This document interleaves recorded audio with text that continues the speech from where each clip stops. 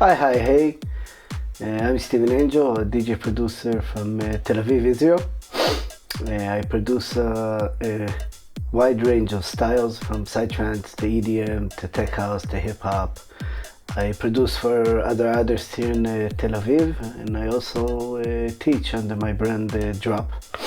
And today in this tutorial, I'm going to show you a bit about my workflow when I approach producing a new tech house track. Now, this 45-minute tutorial isn't the full process until you get to a final product, to the final track, but it's a very good workflow to start your track in the right way. I believe nobody could compose a right tune if their guitar isn't tuned, so the same thing with your production. If your workflow isn't correct, so I think it would be very hard to get to a high level of production because you just get stuck in the middle. I guess myself, like all of you, I have more tracks that aren't finished than that are finished.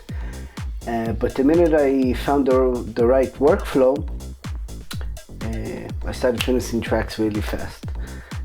So good luck, I hope you enjoyed. Bye.